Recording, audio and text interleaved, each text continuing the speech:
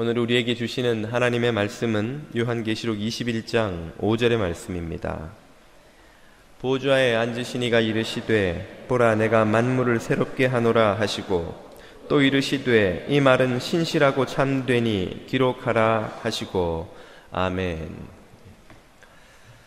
지난해 추수감사절이 지난 얼마 후인 것으로 기억합니다. 한 교우분께서 제게 이메일을 보내오셨습니다. 이메일의 내용인즉슨 그 교우분의 후배가 그 교우분께 신앙상담의 글을 보냈는데 본인이 어떻게 답을 해야 할지 모르겠다며 목사님이 좀 답을 해주실 수 있으면 좋겠습니다. 그런 내용이었죠. 그 후배분이 보낸 내용은 그럼 무엇인가? 그 후배분은 그 교회개혁 포럼이라는 제목의 그 웹사이트의 내용을 갈무리한다 그러나요? 퍼서 그 메일에 보내면서 내가 하나님을 믿고 싶은데 선배 이러이러한 이유들 때문에 내가 교회를 갈 수가 없어요. 내가 하나님을 믿으려면 그래서 다시 교회 나가려면 이런 문제가 해결돼야 될 텐데 이것 때문에 내가 교회를 못 나가고 있습니다. 그런 내용이었습니다. 그러면 그 후배가 인용한 교회개혁 포럼의 내용은 무엇인가? 크게 두 가지 문제를 꼬집고 있는데요. 첫 번째는 추수감사절의 그 불편한 진실과 두 번째는 우리도 익히 알고 있는 물질주의에 물든 현대교회의 타락한 모습을 각각 꼬집는 내용이었습니다. 하나씩 잠깐만 살펴보자면요. 우리는 추수감사절에 대해 다음과 같이 알고 있죠. 청교도들이 아메리카 대륙에 처음 정착해서 그 생존조차도 어려운 풍토병에 추위에 그리고 땅도 토질도 몰라서 수확도 제대로 할 수 없는 그런 상황에서 실제로 정착 초기에 대단히 많은 사람들이 목숨을 잃었습니다. 그 와중에 참 첫 추수를 한 그 수확물을 손에 들고 얼마나 기뻤겠습니까?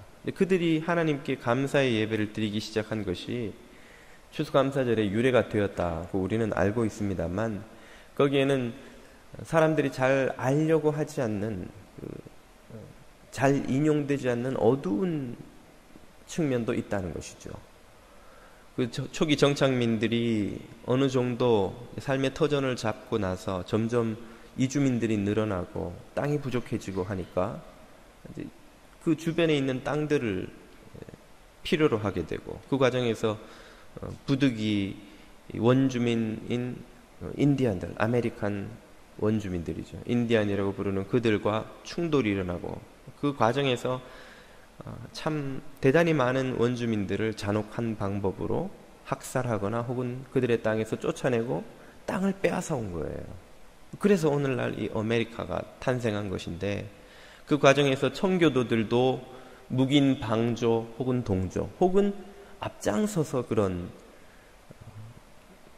학살과 노략질에 동참한 이들이 있는데 어떻게 그것이 신앙인들이 지킬 절기가 될 수 있느냐 하는 것이죠. 오늘날에도 그 한을 아직도 풀지 못한 이 원주민, 인디안들이 땡스기빙이 되면 엔티 땡스기빙 퍼레이드라는 걸 하는 곳이 있다고 합니다. 이 땡스기빙은 여러분이 축하할 절기가 아니고 당신들이 우리를 학살하고 땅을 빼앗은 참 부끄러운 절기인데 이걸 왜 지키냐 그런 내용인 것이죠. 이것이 첫 번째 지적이었다면 두 번째는 우리가 다 익숙하게 들어서 알고 있는 이 물질주의에 물들어버린 현대교회, 각종 스캔들에 연루되는 교회 지도자들의 추문, 그리고 참 현세의 복, 성공, 부, 그리스도의 제자의 삶은 온데간데 없고 세속적 성공이 목표가 된 현대 그리스도인들의 그 어두운 모습을 꼬집으면서 이것이 어떻게 참 교회의 모습일 수 있느냐 하는 그런 지적이었습니다. 물론 그 교회개혁 포럼이라는 사이트의 결론은 그러므로 교회가 개혁되어야 합니다 라는 것이지만 이 후배와 또 비슷한 정서를 느끼는 많은 분들이 계시겠죠. 그러므로 나는 교회에 가지 못하겠다. 이렇게 부패한 교회에 나는 다닐 수가 없다 하는 결론에 이르는 것이죠. 오늘은 이 교우분이 보내온 그 후배의 고민이자 어쩌면 우리들의 고민일지도 모르는 이 문제에 대해 한번 생각을 해보려고 합니다. 먼저 이 교회개혁 포럼이 지적하고 이 후배가 함께 탄식하고 있는 이런 문제들이 다 사실인가? 예, 조금의 과장도 없는 사실입니다. 사실 교회사의 지난 시절의 5점의 역사를 살펴보면 여기서 인용된 이 두 가지 사례 정도는 참 사소한 것으로 보일 만큼 교회에 많은 오점들이 없지 않습니다. 지난 2000년 3월 5일에 교황 요한 바오로 2세는 교황청의 이름으로 회상과 화해, 교회의 과거 범죄라는 문건을 하나 발표했습니다. 이 문건에서 그는 지난 시절 교회들이 저질러 온 죄악에 대해서 정직하게 인정하고 참회하노라고 그렇게 고백하고 있는데요. 거기서 열거된 죄들은 다음과 같습니다. 먼저는 200년 동안 유럽의 십자군이 중동에서 저지른 십자군 전쟁의 참상이라고 할 수 있는데요. 사실 그때의 그 실제 모습은 전쟁이라기보다는 학살이라고 하는 것이 더 어울릴 것이고, 그 내용을 살펴보면 오늘날 이 극단주의 무슬림들이 서구 사회를 향해 저지르는 테러는 참 애교 수준으로 보일 정도로 참 참혹한 일들을 교회의 이름으로 저질러 온 것이 사실입니다. 중세의 종교재판이 개신교 유대인 자산가들을 향해 혹은 개인적 원한을 풀고 혹은 정치적 정적을 제거하기 위한 수단으로 악용된 점들, 또 그 참회의 목록에 있습니다. 유럽의 마녀사냥과 가혹한 형벌, 그리고 선교를 가장한 제3세계의 침략과 원주민들에 대한 학살도 역시 교회에 숨길 수 없는 과오이죠. 조찬선 감신대 전 교수가 쓴 그 기독교 죄악사라는 책을 보면 우리 개신교도들이 참회해야 할 목록도 나옵니다. 그 중에는 깔뱅의 존 칼빈, 깔뱅이라고 하는, 우리가 종교개혁의 지도자요, 참 오늘날 개신교가 있게 한 그 선구자들 중 한 사람인 깔뱅의 종교법원의 이단자 처형. 요즘은 이단이면 그냥 서로 저 교리가 잘못되었노라고 저 사람들과 상종하지 말라는 정도로 서로 그냥 목소리로 우기는 정도로 끝나지만, 이 시대에는 이단으로 판명이 나면 법원에서 사형 선고를 받았고 실제로 목숨을 처형을 했었습니다. 이단자들에 대한 이런 잔혹한 형벌, 청교도들의 아메리카 원주민 학살과 또 인종적 문화적 차별과 노예 제도를 지지해온 교회의 과오도 그 목록에 포함됩니다. 이 책에는 한국 개신교도들의 참회의 제목도 나오는데요. 그 중에는 일제시대 신사참배에 동조한 것, 유신 정권을 지지하고 5060의 군사정권에 협조한 것도 역시 한국 교회가 회개해야 할 목록으로 나오죠. 이런 지난 교회사의 오점들을 대하는 교회와 성도들의 바른 태도는 무엇일까요? 그것은 불편하고 아프고 또 쓰라리지만 그 과오를 정직하게 인정하고 마주해야 한다는 것입니다. 우리는 부모님의 허물을 할 수만 있으면 숨기고 싶고, 우리 가문의 수치를 사람들에게 포장해서 드러내고 싶지 않은 것이 사람의 인지상정인 것처럼, 내가 몸담고 섬기는 이 교회 공동체의 과오를 누군들 드러내고 싶고 인정하고 싶겠습니까? 할 수만 있으면 그럴듯하게 아름답게 좋은 열매들만을 포장해서 드러내고 싶은 것이 사람의 마음입니다만, 그것이야말로 예수님께서 가장 꾸짖으셨던 위선의 길을 선택하는 것이라고 할 수 있습니다.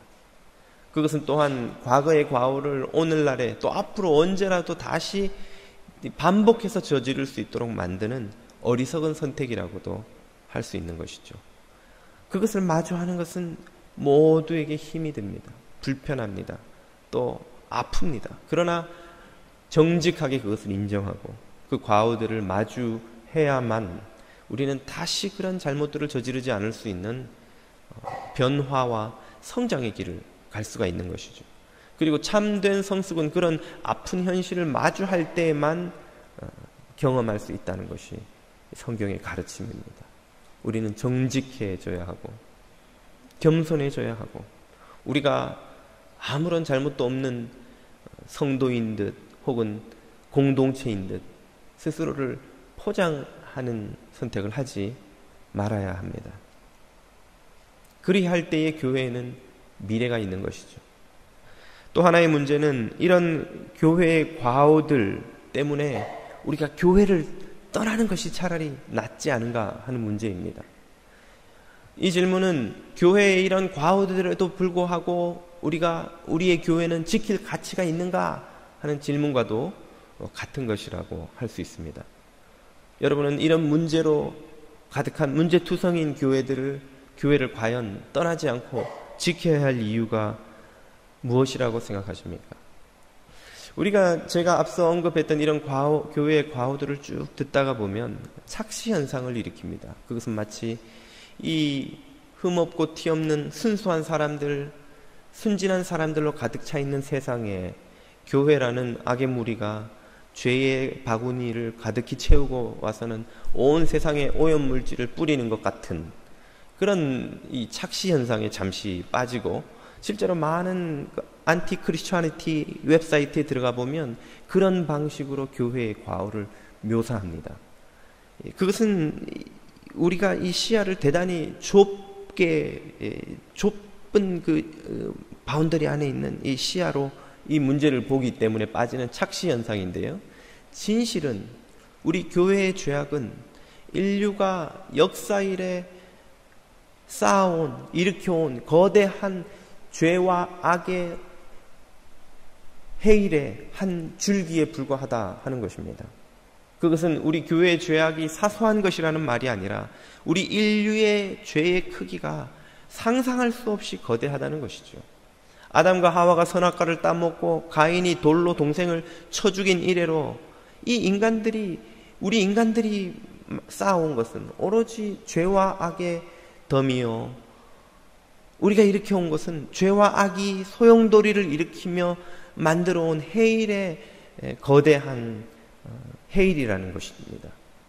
오늘날까지 사람들은 살인과 강도와 강간과 절도와 온갖 사기를 멈추지 않고, 또한 공동체는 전쟁과 학살과 착취와 억압과 분열과 다툼을 멈추지 않고 있습니다. 우리의 내면으로 들어가 보면 우리 속에는 온 우주도 삼킬 만한 거대한 구렁이 있어서 거기 블랙홀 같은 정욕과 탐욕과 허영이 자리 잡고 있어서 온 세상을 향해 죄와 악의 오물덩어리들을 쏟아내고 있습니다. 이 세상을 살아가는 인간 중 누구 하나도 예외 없이 이 거대한 죄와 악의 오물덩어리의 해일의 원인이며 동시에 결과이면서 가해자이면서 동시에 피해자로 살아가고 있는 것입니다.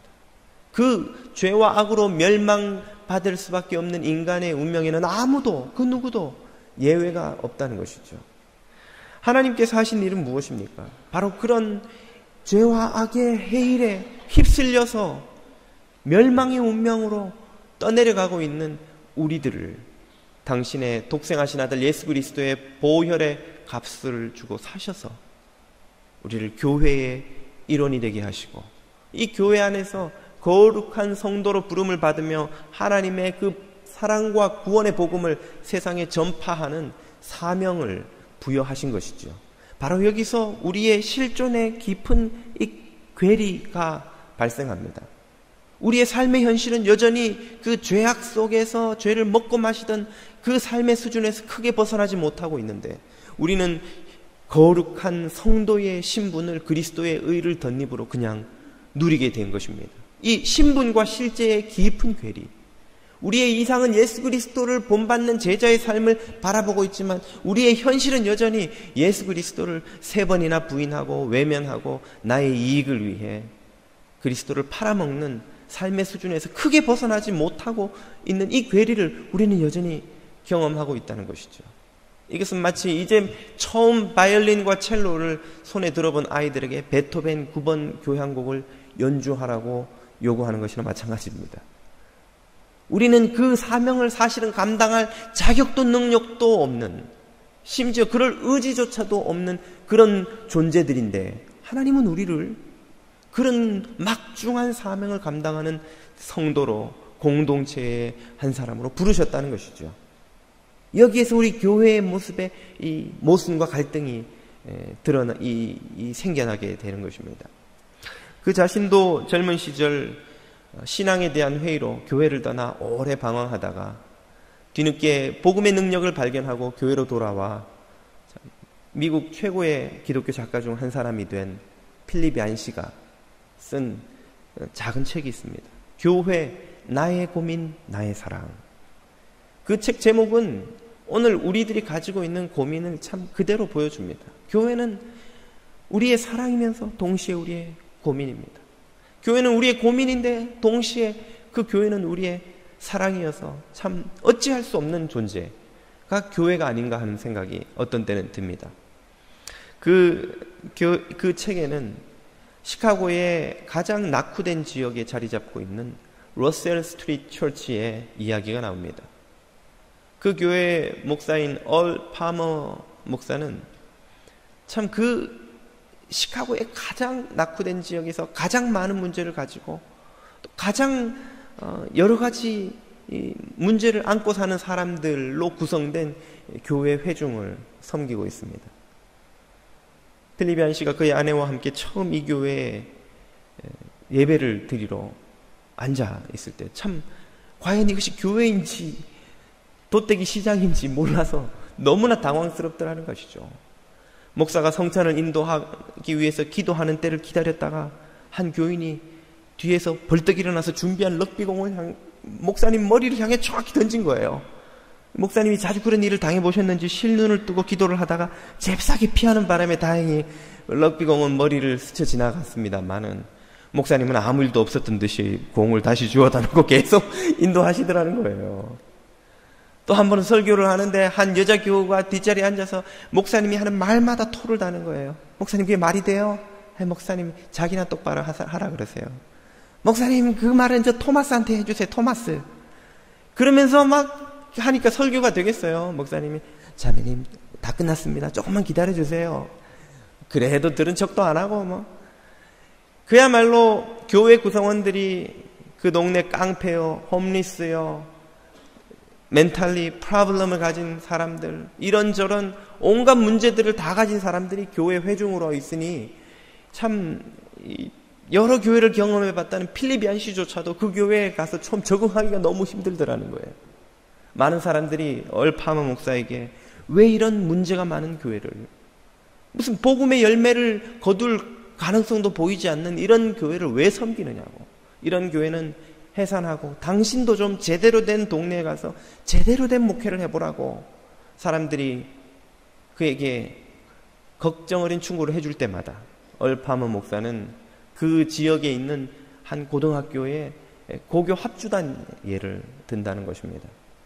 그 동네에 있는 고등학교에서 처음으로 그 학교 합주단을 만들고는 음악 선생님을 부르고 학생들로 하여금 이 바이올린이니 첼로니 이런 것들을 빌려다가 이제 연습을 시켜서 연주회를 준비한 것이에요. 첫 연주회를 준비한다고 막 동네 브로셔를 돌리고 날 강당을 준비하고 했더니 연주회 첫날 하는 첫날 그 동네 사람들이 호기심에 엄청 많이 몰려들었다라는 거예요. 얼 파머 목사님도 궁금해서 이렇게 가서 앉아 있으니까 이제 음악 선생님의 지휘에 따라서 이제 그 고등학생들이 연주를 시작하는데 베토벤 9번 교향곡이 차 울려 퍼지는데 무덤에서 듣고 있던 베토벤이 벌떡 일어나 통곡을 할 정도로 알아들을 수 없는 연주를 하더라는 거예요. 이게 9번인지 6번인지 5번인지 심지어 교향곡인지 아닌지도 모르겠고, 얼파모 목사님도 끝까지 듣고 있으려니 손발이 오글거려서 막 견딜 수가 없는 거예요. 막 그래서 자기도 막 마음이 조마조마 이게 제대로 끝은 나야 될 텐데 하고 있는데, 그 연주가 끝나자마자 놀랍게도 관객으로 온 동네 사람들이 벌떡 일어나더니 와 함성을 지르며 막 박수를 치는 거예요. 아니 도대체 어떻게 된 일인가. 이 사람들은 귀가, 알고 봤더니 다 아이들의 엄마 아빠인 거예요. 내가 저걸 연주하고 있으니까 이 애들이 거리에서 마약하고 싸움질하고 총질 안 하고 교회 학교 가는 것만 해도 고마워 죽겠는 부모들인데, 그 아이들이 생전 처음 바이올린이 첼로니 학교에서 어차피 다 학교에서 빌려준 거니까 들고, 이게 베토벤 9번인지 6번인지는 중요하지 않은 거예요. 이게 모차르트 곡인지 베토벤 곡인지도 중요한 게 아니에요. 이 아이들이 이거를 연주한다는 것 자체가 이 엄마 아빠들에겐 너무너무 기쁜 일인 거예요. 이놈이 다행히 총질 안 하고 마약질 안 하고 여기서 음악 선생님하고 이거 하고 있으니 얼마나 다행인가. 너무너무 기뻐가지고 딱 일어나서 막 잘한다고 막 열광하는 것이죠. 그런 정말 대성통곡할 연주에도 불구하고 그 학교는 그 합주단을 없애지 않고 계속 운영해 나가기로 결정했다는 것입니다. 거기에는 또 두 가지 이유가 있어요. 첫 번째, 점점 나아질 것이라고 믿기 때문입니다. 두 번째, 그 아이들이 아니면 태어나 생전 처음, 아니 앞으로도 영원히 베토벤 9번 교향곡은 들어도 보지 못했을 사람들이 그 동네에는 너무나 많다는 것이죠. 자기가 돈 내서 시간 내서 시카고 교향악단에 베토벤 9번 교향곡을 들으러 갈 사람들이 그 동네에 거의 없다는 거예요.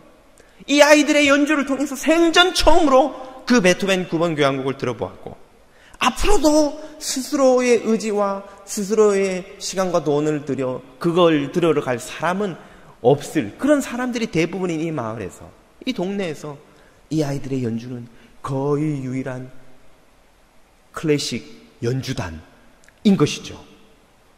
그렇기 때문에 이 학교는 그 합주단을 앞으로 계속 운영해 나가기로 했다는 것입니다. 이 이야기는 오늘 우리 교회가 이 세상에 존재해야 하는 이유가 무엇인지를 보여줍니다. 첫째, 우리는 우리 공동체, 교회 공동체란 얼마나 불완전하고 미숙하고 게으르고 실패하고 지휘하시는 성령님의 지휘에 관심도 없는 연약한 부족한 자들입니까? 그럼에도 불구하고 하나님은 그 복음을 세상에 전파하는 일을 교회에 맡기셨다는 것이죠. 왜입니까? 이 교회가, 이 성도들이 하나님의 자녀들이기 때문이죠. 더 똑똑하고 더 부유하고 더 능력 있고 더 헌신적인 사람들이 혹 있을지 몰라도, 있다 할지라도 하나님의 자녀는 아닌 거예요. 구원받은 성도로 그리스도의 보혈로 거듭난 자녀들에게 이 놀라운 특권을 하나님은 맡기셨다는 것이죠. 교회야말로 하나님의 자녀로 이 사명받은 천국의 백성들 때문인 것이죠. 두 번째로, 미숙하지만 점점 나아질 것을 주님은 믿으시는 것입니다. 우리는 다 부족하지만, 다 연약하고 다 게으르고 다 이기적이고 다 변덕스럽지만 주님은 그런 베드로도 긍휼히 여기시고 구원하시고 그에게 당신의 교회를 맡기시잖아요. 내 양을 먹이라. 주님을 3번이나 부인한 그가 변할 것을 주님은 믿으셨던 거예요. 네가 젊을 때는 네 마음대로 다닐 것이나 나이가 들어서는 남이 너에게 띠띠우고 네가 원치 않은 것으로 데려갈 것이다. 주님을 그렇게 부인한 베드로조차도 변화되어 주님 위에 목숨을 바치는 순교자가 될 것을 주님은 믿으신 것처럼 오늘 형편없는 저와 여러분들도 점점 나아질 것이라는 것을 주님은 믿고 계시는 것입니다. 마지막 이유는 교회가 이렇게 부족한데도 불구하고 교회를 벗어난다면, 교회 말고는 하나님의 그 사랑과 공의와 은혜와 자비의 음악을 이 세상에 들려줄 합주단은 없기 때문입니다. 세상 어디에도 비명과 저주가 가득한 이 세상 어디에도 하나님의 그 사랑과 은혜의 음악을 연주해 줄 합주단이 없는 거예요. 예수 그리스도의 그 십자가의 복음의 사랑을 세상에 들려줄 찬양대는 없는 거예요. 오직 교회를 통해서만 우리는 십자가를 발견하고, 교회를 통해서만 복음을 듣게 되고, 교회를 통해서만 하나님의 구원 역사를 듣고 깨닫고 돌아올 수 있게 되는 것입니다. 하나님은 온갖 죄의 오물, 악의 덩어리들이 회오리치는, 소용돌이치는 세상 가운데 맑은 물줄기를 흘려보내시는 은혜의 주님이십니다. 교회는 마치 말도 안 듣고 연습할 의지도 없고 해도 능력이 안 되는 아이들을 앉혀놓고 힘겹게 음악을, 베토벤 9번 교향곡을 만들어내려는 음악 선생님과 같다고 하겠습니다. 성령님은 부족하고 자격도 없고 능력도 없는 우리들을 앉혀놓고 하나님의 사랑 교향곡 9번을 연습시키시는 거예요. 우리를 보면 이게 과연 음악이 될까 하는 의문이 들지만 놀랍게도 거기에 소리가 나온다는 거예요.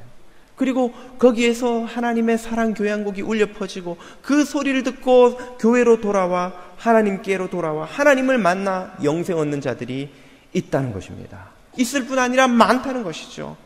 교회가 시작된 이래 지금까지 수없이 많은 사람들이 바로 교회를 통해서 하나님을 발견하고 하나님께 돌아와 영생의 삶을 살고 있는 줄 믿습니다. 그리고 그들 중에 한 사람이 그 유명한 목사인 김도환 목사인 것이죠. 저 역시 아멘. 아까 이 부분은 조크입니다, 여러분. 어디 가서 말씀하시면 제가 욕먹으니까. 저 역시 그 십자가의 은혜를 바로 교회를 통해서 누렸습니다. 교회는 제 삶의 일부이자 저의 가족이자 저의 집이었습니다. 초등학교 때부터 저는 교회를 나가기 시작했는데 여러분도 다 겪으셨겠지만 우리가 어릴 때 부모님이 아이들과 놀아주고 아이들과 시간을 보내고 이런 문화가 한국에 어디 있었습니까? 그냥 돈 벌기 정신없이 돈 벌어 생존하는 것도 급한 판에 아이들은 그냥 알아서 골목에 나가 자치기, 딱지치기, 구슬치기 하면서 오징어 땡 하면서 놀고 살았던 거예요. 그랬던 아이가 교회를 가보니 여기는 별천지인 거예요. 얼마나 재밌는 일이 많고 아이들이 항상 입고 가면 거기 가면 노래도 시켜주고 찬양대 하라고 그러고 뭘 온갖 걸 다 가르쳐주고 우리 어릴 때 무슨 방학이라고 부모가 아이들 데리고 캠핑을 가고 휴가를 가고 하는 게 어디 꿈엔들 상상이나 할 수 있었습니까? 그렇게 유복하게 사신 분들이 가끔 있겠지만 대부분은 꿈도 못 꾸는 거예요. 그러나 교회에 가면 방학이면 수련회 가서 강가도 가고 바닷가도 가고 겨울엔 산에 가서 또 놀고 저녁에 기도하는 척만 잠깐 해주면 하루 종일 놀려줘요. 온갖 걸 다 경험하게 해줍니다. 또 연말이 되면 문학의 밤이라고 연초부터 그걸 주면 1년 동안 제가 시를 쓰면 도안이는 신이 돼야 되겠구나. 제가 노래라도 할라 치면 너는 가수다, 가수. 결정적인 건 제가 그 선곡을 했더니 너는 재능으로 보나 외모로 보나 배우를 해야 되겠구나. 그 바람에 제가 뭘 할까 아주 할 게 많아가지고 갈팡질팡하다가 어영부영하다 그냥 목사가 돼버리고 말았어요. 그때 빨리 뭘 정했어야 되는 건데 온 교회 어른들이 다 아빠요, 엄마요, 삼촌이요, 누님이요, 고모님인 거예요. 도 하나. 그러면서 그분들의 사랑을 먹으면서 자라났습니다. 고등학교 시절 얼마나 고민이 많고 갈등과 사춘기 시절에 어려움이 많았던 시절입니까? 그때 저는 주님을 만났어요. 바로 제가 섬기던 그 대구 신천교회 그 1층에 다다미처럼 이렇게 깔아놓은 그 기도실에서 주님을 만났어요. 대학 시절에는 자취생활할 때 돈도 없고 배도 고프고 외롭고 친구도 없을 때 기독동아리에 갔더니 참 기독동아리 좋은 점은 돈 한 푼 없어도 애들이 잘 논다는 거예요. 대학생쯤 되면 사치기 사사법 이런 거 유치하다고 절대 안 하는데 걔들은 그게 재밌다고 그거 1시간, 2시간씩 그거 하면서 놀아요. 아, 참, 얘들은 순진하고 착한 애들이구나. 술 먹으러도 안 가고, 담배도 안 피우는 거, 돈 들 일이 별로 없어요. 걔들하고 놀면서 외로운 대학 시절 보내고, 걔들하고 같이 모여 기도하고, 걔들하고 고민하고, 걔들하고 같이 섬기고, 그러면서 대학에 외로운 시절을 다 보냈습니다. 교회는 나의 가족인 교회, 교회의 은혜를 입고 살아온 거예요. 그렇다고 제가 섬긴 교회가 완전하고 훌륭한 교회였는가? 제가 아까 말씀드린 그 교회는, 교회 실제 이름을 말씀드려 죄송합니다만, 대구에서 가장 오래된 교회 중에 하나입니다. 제가 있을 때 대학 시절에 90 몇 주년 했는데 지금 아마 110주년 넘었을 거예요. 그런데 교회가 아직도 200명이에요. 100년 동안 200명 만들어놨어요. 어떻게 그랬는가? 교회가 200명만 넘으면 싸워서 내보내는 거예요. 그래서 동서남북에 대형교회 4개를 개척해놨습니다. 희한하게 싸워서 나간 교회는 다 대형교회가 돼요. 대구에서 1000명씩 넘는 교회로 성장했는데 이상하게 모교회는 안 커요. 200명이 마지노선이에요. 200명만 넘으면 하여튼 또 누구든 싸워가지고 내보내는 거예요. 그런 참 뒤죽박죽인 교회. 심지어 어떤 때는 주일날 교회 마당에서 안수 집사님들하고 청년들하고 서로 삿대질하고 목사님 못 올라가게 바리케이트 치고 이런 꼴도 보여주는 그런 교회였어요. 그런 교회인데도 불구하고 저는 거기서 하나님을 만났습니다. 그런 교회인데도 불구하고 저는 그분들의 사랑을 받고 자라났어요. 교회는 불완전하지만 그 불완전함 속에서도 살아 역사하시는 성령님의 역사가 구원받는 성도들을 태어나게 한다는 것입니다. 그렇기 때문에 하나님은 교회를 통해서 역사하고 계시는 거예요. 어떤 사람들은 아마 이렇게 말할지도 모르겠습니다. 목사님, 교회 없었어도 목사님은 어떻게든 살지 않았겠습니까? 많은 사람들이 교회 없이 신앙생활 안 하고도 잘 삽니다. 실제로 그랬을 수도 있습니다. 교회를 제가 안 다녔더라도 어떻게든 지금까지 살아는 왔을 거예요. 그러나 그 말은 우리 부모님이 없었어도 나는 어떻게든 살아왔을 것이다 라는 것과 똑같은 말이에요. 우리 부모님이 없었으면 고아원에 갔겠지만 고아원에서도 성공적으로 잘 사는 사람들 많잖아요. 그리고 누군가가 나를 입양해서 우리 부모님 못지않게 훌륭하게 잘 키워줬을 수도 있습니다. 그랬을 가능성도 물론 있지만, 그러나 중요한 것은 나를 우리 부모님이 키워주셨다는 거예요. 우리 부모님이 낳아주셨고 우리 부모님이 나를 키워주셨고, 그래서 오늘날 제가 있는 데는 우리 부모님을 빼고는 설명할 수가 없어요.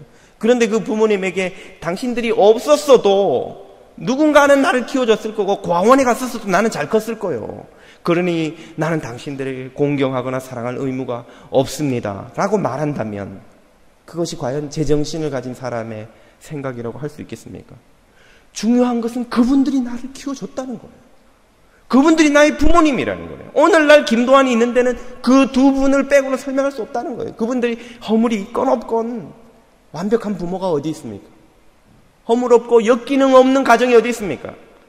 그분들의 좋은 점도 제가 물려받았지만 그분들의 약점도 저는 다 물려받았어요. 제가 커서 제 모습 속에서, 저와 아내의 관계 속에서 어린 시절 보았던 아버지의 닮지 않았으면 하는 모습, 어머니의 닮지 않았으면 하는 모습을 제가 보고 깜짝 놀란 것이 한두 번이 아닙니다. 그럼에도 불구하고 저를 낳고 키워주신 분들은 그분들이에요. 저는 교회를 대하는 우리 성도들의 마음이 그와 같다는 생각이 듭니다. 교회가 없었어도 김도환이라는 인생은 어떻게든 살아왔겠지요. 그러나 지금 이 김도환은 그 교회가 없이는 존재할 수 없는 김도환인 것이죠. 교회는 나의 일부이고, 교회는 나의 가족이었고, 교회는 나의 집이었고, 교회는 나를 하나님께로 인도해주는 하나님의 은혜, 통치. 그 교회를 없이 한 채, 그 교회를 외면한 채 살아갈 수 있느냐고 묻는다면 지금 이 김도환은 그렇게 할 수 없다고 답할 수밖에 없는 거예요. 등 떠밀며 교회를 떠나라고 해도 그렇게 할 수 없는 것이 지금 이 2014년, 15년을 살아가는 김도환의 모습인 것입니다. 바로 이것이 우리가 교회를 떠나지 않고 교회를 사랑할 수밖에 없는, 그리고 교회를 지킬 수밖에 없는 이유입니다. 교회를 떠나지 못하는 성도들이 바라보아야 할 것이 무엇인지를 오늘 본문 말씀은 이렇게 우리에게 깨우쳐 주시죠. 보좌에 앉으시니가 이르시되 보라 내가 만물을 새롭게 하노라. 내가 교회를 새롭게 하노라.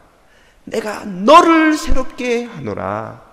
하나님이 이 불완전하고 허물 많고 문제투성이인 교회를 새롭게 하시는 것을 믿고, 그리고 그 교회를 통해서 바로 나를 새롭게 하시는 것을 믿고 우리는 교회를 지키는 것입니다. 사람을 보면 교회를 못 나가죠. 여러분, 교회에 있는 사람들을 보면 정말 교회를 떠나고 싶은 마음이 하루에도 10번, 20번도 더 들지도 모릅니다.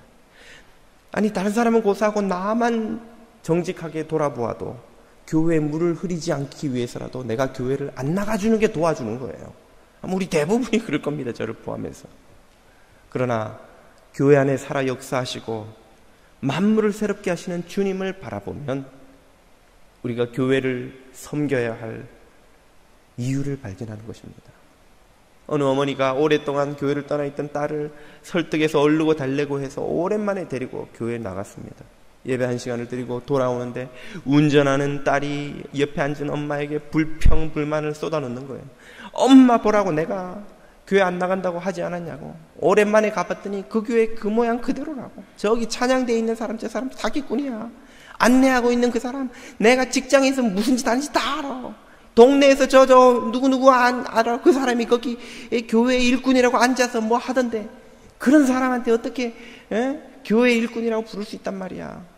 안 나가는 게 맞는데 왜 나를 데리고 와서 못 볼 거 보게 하냐고. 그러자 그 엄마가 안타까운 목소리로 딸에게 말하더라는 것이, 얘야, 나는 평생을 교회 다니며 오직 살아계신 하나님을 보아왔는데 너는 겨우 1시간 예배드리고 인간들만 보고 왔느냐. 우리가 인간들을 보면 교회를 떠나는 것이 맞습니다. 그러나 그 안에 살아 역사하시는 하나님을 발견할 수 있다면 우리는 결단코 교회를 떠날 수가 없는 것이죠. 교회 사랑하기를 멈출 수가 없는 것이죠. 그리스도의 몸이자 이 세상을 향한 구원의 통로이자 하나님의 거룩한 자녀로 부름받은 자들의 공동체인 이 교회를 떠나서 하나님과 살아갈 수 없는 것입니다.